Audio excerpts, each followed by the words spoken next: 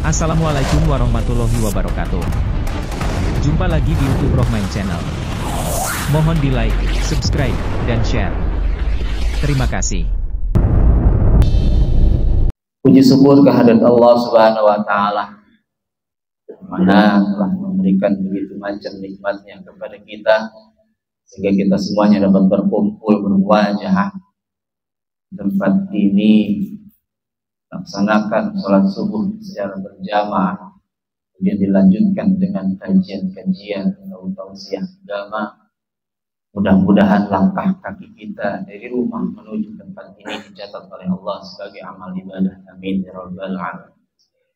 Salawat bertangkaikan salam selalu tercurahkan kepada baginda kita Nabi Muhammad sallallahu alaihi wasallam, alladzi qad akhrajan nas min az-zulumati ila nur ila siratal mustaqim. Lanjutkan dari hadis berikutnya, yaitu hadis yang ke-20. An Abdullah bin Mas'ud radhiyallahu ta'ala anna Nabiyya alaihi salatu wassalam qala istahyu minallahi haqqal haya. Qala faqulna ya Nabi Allah inna nastahyi. Qala laisa dzalikal istihya walakinna man istahya minallahi haqqal haya wala yahfazir ra'sa wa ma hawa wal batna wa ma wa'a wal yadhkuril mauta wal bila wa man aradal akhirata taraka zinatal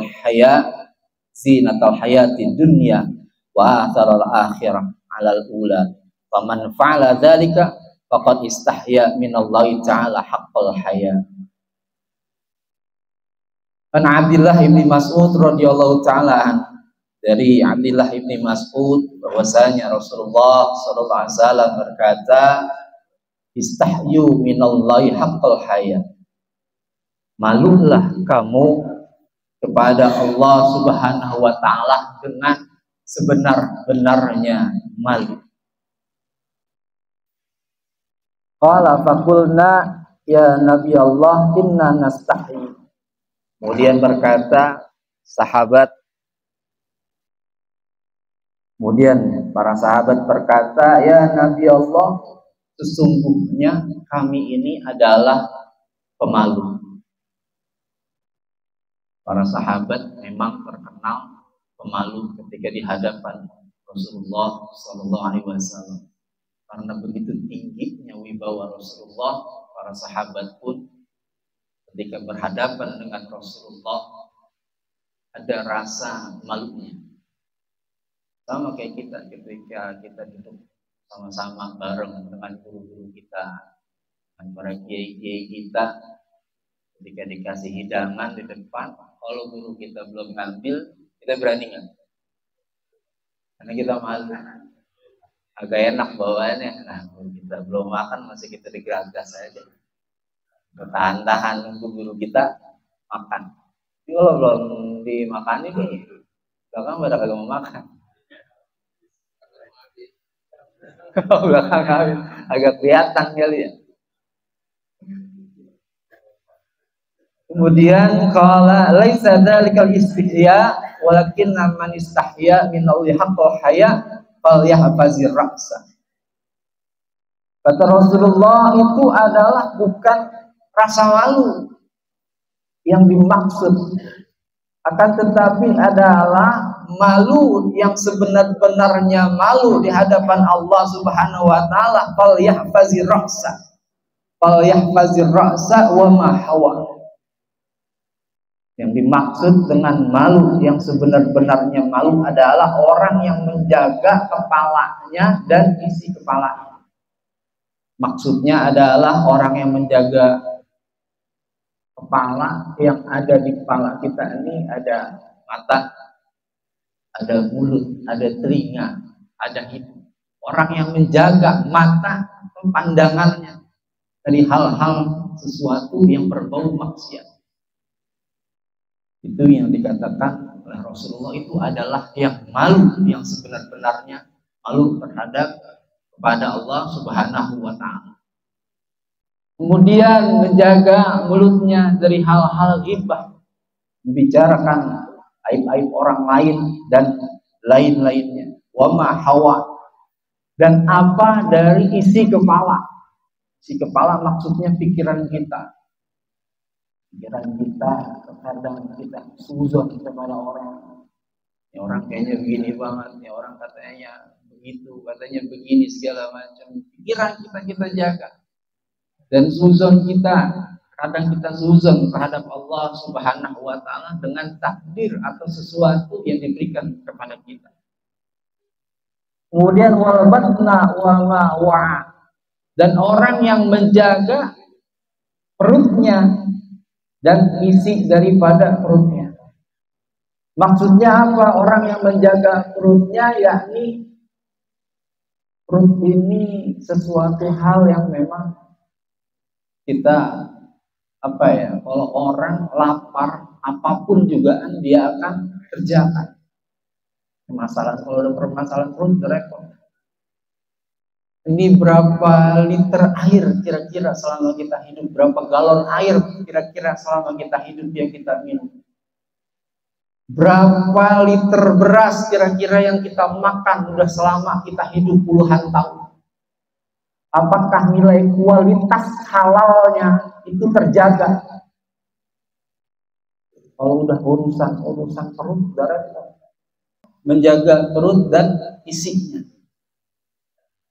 Kalau orang udah urusan lapar, udah apapun dia akan kerjakan. Kemudian wal yadhkuril maut wal bila. Kemudian orang yang mengingat daripada kematian. Orang yang malu kepada Allah Subhanahu wa Ta'ala, orang yang selalu berpikir atau memikirkan tentang kematian, wal bila, dan kehancuran. Bahwasanya kita ini pasti akan merasakan yang namanya kematian. Makanya orang itu ketika ia ingin melakukan suatu maksiatan atau suatu hal-hal yang haram, dan dia mengingat kepada kematian. Man aradal akhirata taraka zinatal hayatid dunya. Dan barang siapa orang yang menginginkan akhirat, maka ia meninggalkan perhiasan dunia. Perhiasan dunia secara global adalah harta, tahta, dan wanita. Secara globalnya perhiasan dunia. Orang beribu-ribu mengejarkan harta. Tiap hari mereka bekerja, mereka kumpulkan hartanya untuk anak istrinya. Apapun dia kerjain, dari pagi dia jalan. Kadang-kadang kita mau sholat subuh aja udah banyak motor, udah pada lewat dari Sawangan segala macam, pada pengen cari kerjaan, pada pengen kerja segala macam untuk menabung untuk anak istrinya.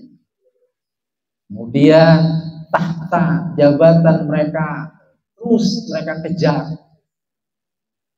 Dan yang terakhir adalah wanita. Kadang orang takut dengan wanita. Kadang-kadang kalau pasangannya minta sesuatu yang memang di luar kemampuan kita sebagai suaminya, karena saking sayangnya sama istrinya, akhirnya apapun kita kerjakan sehingga melanggar syariat-syariat dari Allah Subhanahu wa Ta'ala. Wa asarul akhirata 'alal ula.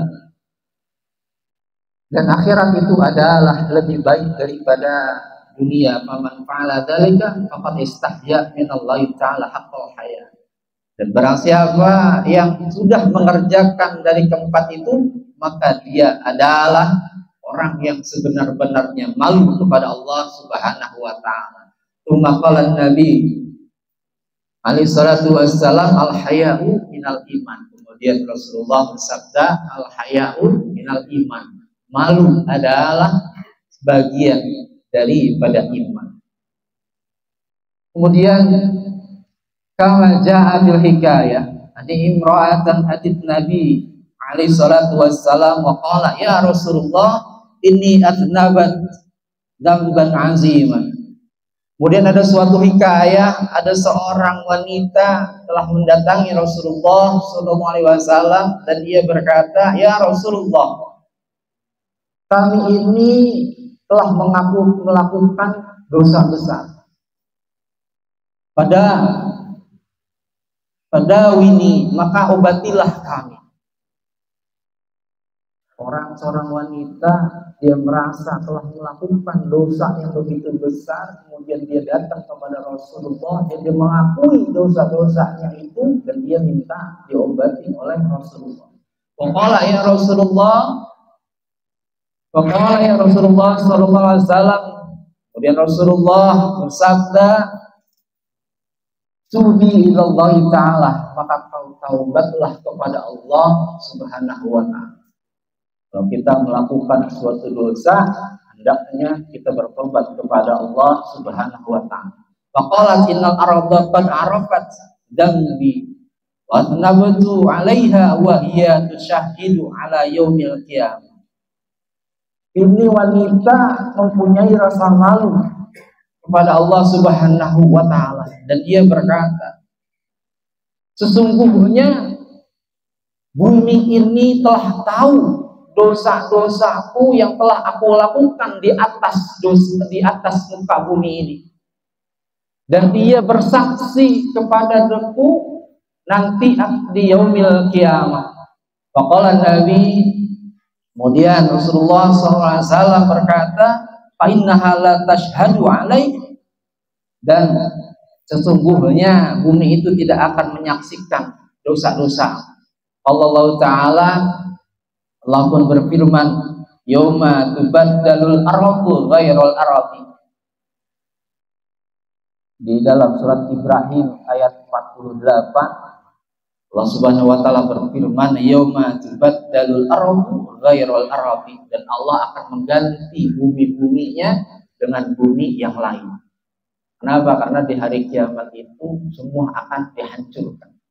Dan bumi ini Rasul menghibur itu wanita, karena waktu wanita ingin bertobat kepada Allah, dia merasa tobatnya begitu besar dan dia merasa bahwasanya aku malu nanti bumi ini akan bersaksi kepada Allah atas dosa-dosa yang telah aku perbuat. Kemudian Rasul menghibur dengan firman Allah bahwasanya bumi ini nanti akan hancur dan diganti dengan bumi yang lainnya.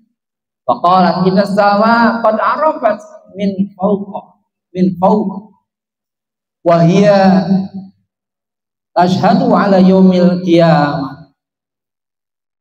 Ini wanita kemudian berkata lagi, "Sesungguhnya langit ini telah mengetahui dosaku dari atas, dan dia bersaksi nanti di yaumil qiyamah." Kemudian Rasulullah SAW kata, "Innallaha ta'ala yat'u sama," sungguhnya Allah itu nanti akan menggulung langit tersebut. Qala Allah Ta'ala, "Yauma natwi samaa katayyiz sijili lil kutub." Nanti di yaumil qiyamah Allah Subhanahu wa ta'ala menggulung langit-langit tersebut sama seperti Allah itu menggulung kertas. Gulung kayak gini, ini langit digulung seperti ini. Sangat mudah kan bagi Allah untuk menggulung langit tersebut.